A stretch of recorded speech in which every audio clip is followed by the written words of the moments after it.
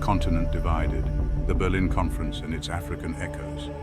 The year was 1884. In the heart of Europe, men gathered in a room, their pens poised over maps of a continent they barely knew. This was the Berlin Conference, and its purpose was simple: to carve up Africa amongst the European powers.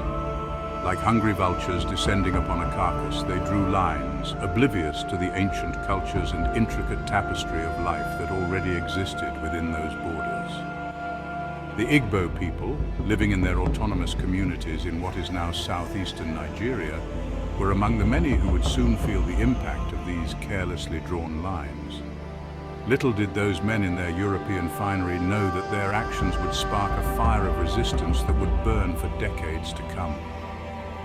The resolutions of the Berlin Conference had far-reaching implications.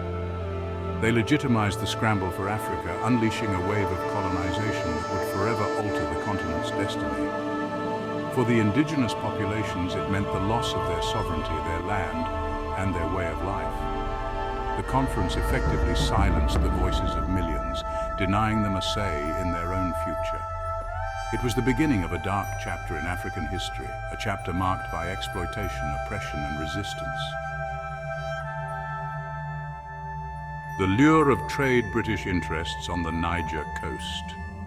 The British, with their insatiable appetite for expansion, set their sights on the Niger Delta. They were drawn by the promise of lucrative trade. Palm oil, a valuable commodity in the burgeoning industrial revolution, flowed abundantly from this region. The British saw an opportunity to exploit this resource, establishing trading posts along the coast and engaging with local chiefs. They came bearing promises of prosperity and progress, masking their true intentions beneath a veneer of diplomacy and commerce. However, the British soon realized that controlling the supply of palm oil required more than just coastal agreements. They needed to extend their influence inland into the heartland of the Igbo people. This desire for control led to clashes with the Igbo, who were fiercely independent and protective of their autonomy. The stage was set for a confrontation between two very different cultures, each with their own values, beliefs, and aspirations. A people unyielding, the Igbo response to encroachment. The Igbo people were not a monolithic entity, but a collection of autonomous communities, each with its own distinct customs and governance. What unified them was a shared language, a deep connection to their land, and an unwavering commitment to their independence.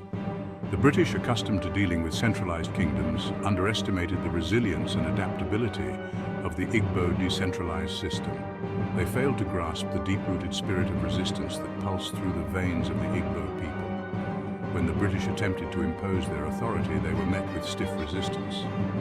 The Igbo, skilled negotiators and diplomats, initially tried to engage the British through dialogue and treaties.